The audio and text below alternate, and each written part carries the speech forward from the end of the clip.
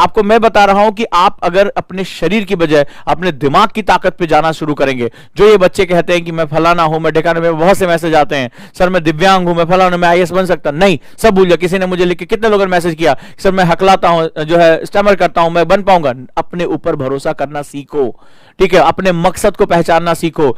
कम से कम अपने जो हमारे ऐसे भाई बहन जिनको प्रिविलेज नहीं है, उनके लिए लड़ना सीखो, उनके लिए लड़ना सीखो। And you will find your way, आप आसानी से अपना रास्ता पा जाओगे। और मैंने आपको लास्ट टाइम एक कहानी जो शेयर की थी, जब मैं अपने स्टूडेंट से मिलने लबासना गया था, ठीक है, तो जहां पर हम लोग रात में डिनर कर रहे थे बाहर सभी लोग, तो बगल में जो है वो दो लोग ऐसे बैठे जो मतलब कुछ ऐसे गुनगुना रहे थे बगल की टेबल में, ठीक है, वो बिल्कुल देख नहीं सकते थे, बिल्कुल देख नहीं सकते थे, वो हर चीज को छू कर या वो अपने साथ किसी को असिस्ट करने के लिए लेकर। दोनों भारतीय प्रशासनिक सेवा के अधिकारी थे, राइट, वो दोनों ट्रेनीज थे, वो देख नहीं सकते थे वो हर चीज को ऐसे हवा में।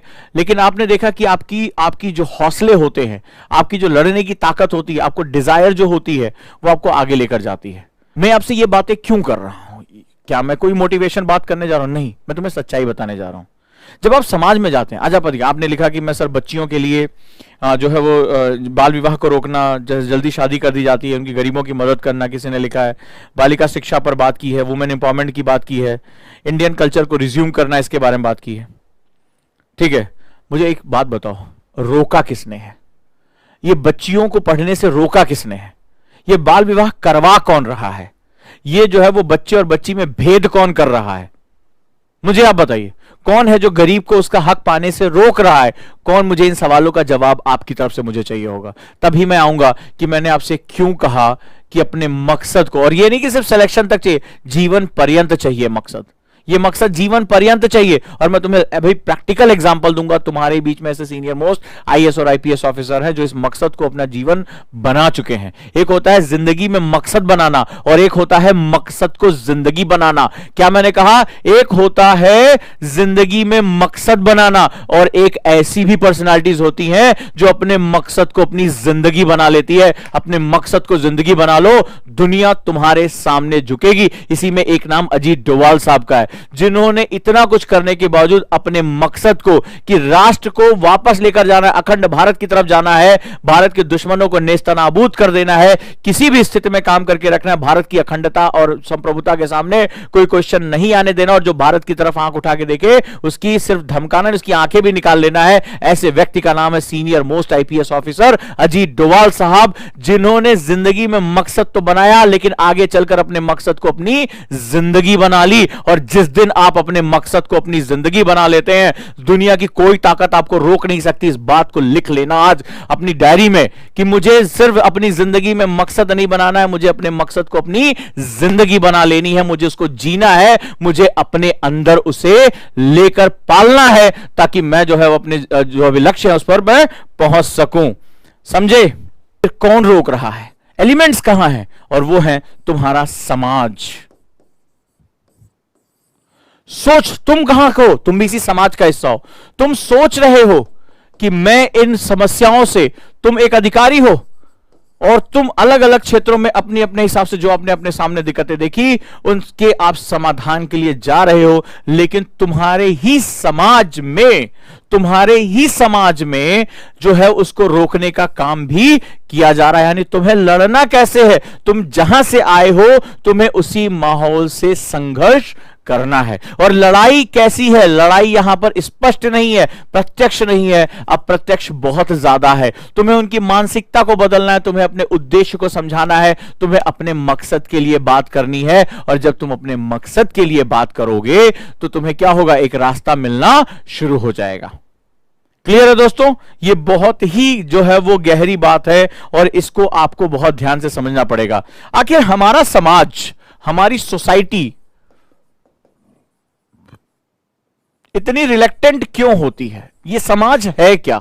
समाज में इतना घर्षण क्यों है? समाज में सबको हक क्यों नहीं मिल रहे हैं? क्या शिक्षा, कहीं हमारे संविधान में लिखा है कि हम भारत के लोग जब प्रियम्बल की बात करते हैं तो हम भारत के अमीर लोग, हम भारत के गरीब लोग, हम भारत के फलाना धर्म के लोग, हम कहीं बात करते हैं? नहीं बात करते हैं। हम कहते हैं we the people of India, हम भारत के लोग। और फिर भी अगर हम अपने प्रियम्बल में, अपने संविधान में इस बात को लेकर आते हैं तो समाज के अंदर हमें ये विभाजन क्यों दिखाई पड़ता है? क्यों ऐसा होता है कि जब तुम किसी पर्पस के लिए आगे काम करोगे तो तुम्हारे पर्पस पर इतना ज्यादा फ्रिक्शन होगा, इतना ज्यादा घर्षण होगा और तुम्हारे कामों पर भी उंगली उठाई जा सकती है। अब मैं तुम्हें समझाता हूं कि आखिर ये समाज यानी सोसाइटी का बेसिक स्ट्रक्चर होता क्या है। ये अगर आप समझ जाओगे तो आपके लिए बहुत ही महत्वपूर्ण जो है वो सेगमेंट निकल कर आएगा।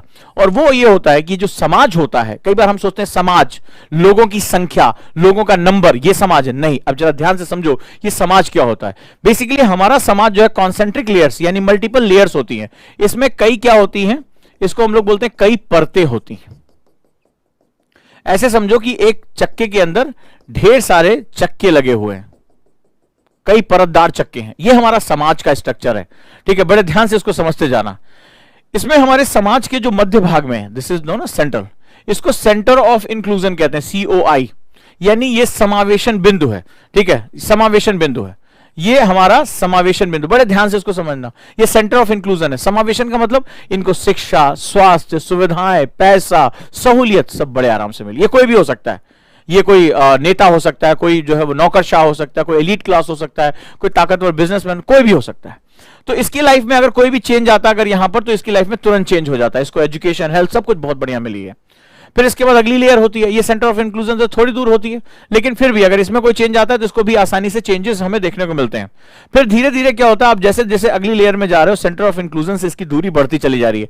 यानी इनके जीवन में उतना तेजी से परिवर्तन नहीं आता जितना अन्य भागों की तरफ परिवर्तन आना शुरू होता है। सेंटर ऑफ इंक्लूजन से ये उतना दूर होते चले जाते हैं, COI से उतना दूर होते चले जाते हैं। समावेशन बिंदु से जितना दूर आप जाओगे उतना ही आपके जीवन में सकारात्मक परिवर्तन नहीं आएंगे। ठीक है, यहां वाले को सच्ची शिक्षा, अच्छा स्वास्थ्य, अच्छी सुविधाएं, अच्छे अवसर सब कुछ मुहैया है, लेकिन जैसे जैसे दूर होते चले जाओगे समाज में क्या होता है, वहां पर उनका बहिष्करण यानी एक्सक्लूजन बढ़ता चला जाता है। उनके जीवन में अच्छी शिक्षा, अच्छा स्वास्थ्य, मूलभूत सुविधाएं, अवसर, ये सब हमें देखने को कम से कम मिलते हैं। अब ये हुआ कि सेंटर ऑफ इंक्लूजन से दूरी बढ़ती चली जा रही है और उनका जीवन स्तर क्या होता जा रहा है, घटता चला जा रहा है। जब आपको सुविधा नहीं मिलेगी, मूलभूत सुविधाएं नहीं मिलेगी, आपके जीवन स्तर में सकारात्मक परिवर्तन यानी पॉजिटिव चेंजेस नहीं आएंगे। लेकिन एक दूसरी कहानी भी है जो आपको समझना पड़ेगा। जिस तरह से ये दो बिंदु होते हैं, ये दो बिंदु आपको दिखाई पड़ रहे हैं, ये दोनों एक दूसरे के साथ घर्षण करते हैं। यानी समाज का हर वर्ग दूसरे वर्ग के साथ क्या करता है, फ्रिक्शन यानी घर्षण करता है। फ्रिक्शन यानी घर्षण करता है। समाज इस तरह चलता है, यानी समाज ये एक पहिया है, ऐसे आप समझो पहिया है। तो अगर किसी देश को चलाना है तो समाज क्या होना चाहिए, पहिया आसानी से चलना चाहिए। तो जैसे पहिया आसानी से चल रहा है तो क्या हो रहा है, जो राष्ट्र रूपी गाड़ी है वो अपने राज्यों के साथ वो आगे बढ़ती चली जा रही है, ऐसे तो है। लेकिन अगर पहिए के ही अंदर घर्षण होता चला जा रहा है तो फिर राष्ट्र रूपी गाड़ी में क्या होता है, बदलाव बहुत ही मुश्किल होता है, उसकी हमारी गति कम हो जाती है। तो हमारे समाज में कभी भाषा को लेकर भेद है, भाषा के आधार पर देख सकते हो, ये हिंदी वाला है, इंग्लिश वाला है, ये उड़िया है, कन्नड़ है। कभी धर्म के आधार पर होता है, माइनॉरिटी है, मेजॉरिटी है। कभी जो है वो आपकी जातियों के आधार पर होता है, बहुत बड़ा फ्रिक्शन हमारे यहाँ जातियों के आधार पर होता है घर्षण।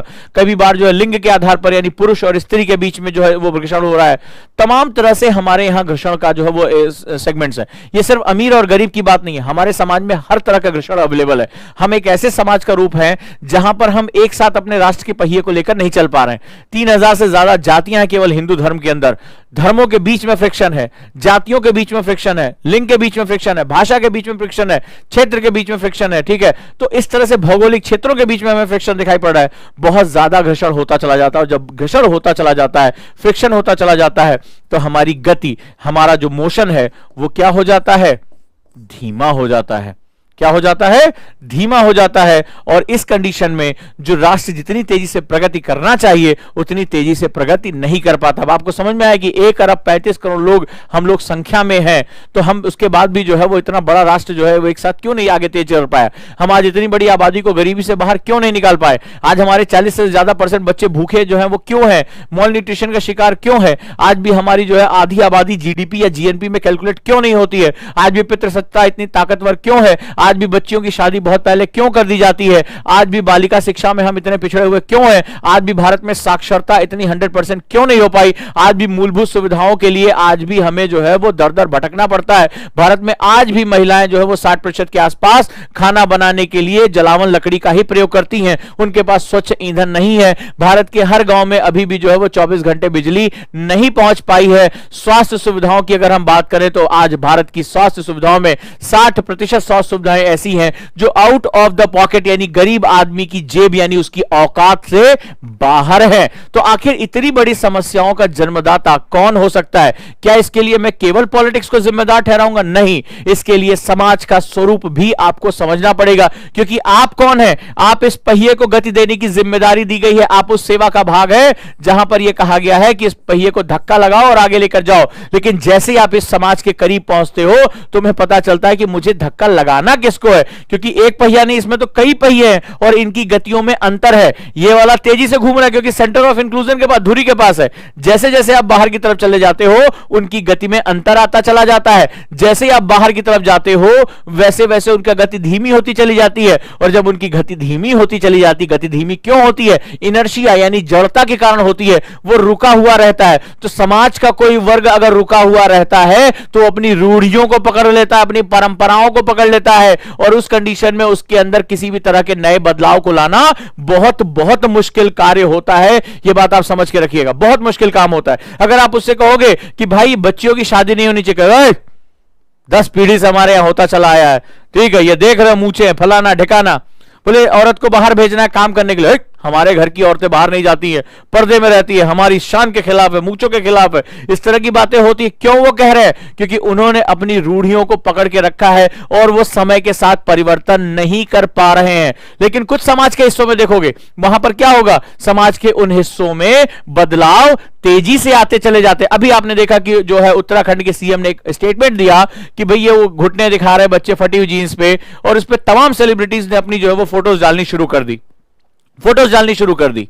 ठीक है, अंत में अभी जो है उन्होंने क्या किया, थोड़ी देर पहले माफी मांगी है कि ये मेरी बात को गलत तरीके से ले लिया गया, मुख्यमंत्री को माफी मांगनी पड़ी। लेकिन फोटो डालने वाले ट्विटर का यूज करने वाले थे, सेलिब्रिटीज थे, वो फैशन की तरह उसको कैरी कर रहे थे। लेकिन देश की एक बहुत बड़ी आबादी, उनसे क्या मतलब है फटी, उनका तो कपड़ा ही फटा पड़ा, क्योंकि उनके पास कुछ है ही नहीं पहनने को, मजबूर है बेचारे। ठीक है, जो है वही फटा पड़ा है क्योंकि उन तन ढकने के लिए उनके पास कपड़े ही नहीं है। तो सवाल है कि हम किस तरह के समाज में जी रहे हैं और हम किस तरह के मुद्दों के साथ हम आगे जा रहे हैं। तो समाज जो होता है, जो सोसाइटी होती है, वो बहुत ही कॉम्प्लेक्स इश्यू होता है, बहुत ही जटिल मुद्दा होता है, जो हमारे लिए एक बहुत ही महत्वपूर्ण सेगमेंट क्रिएट करता है।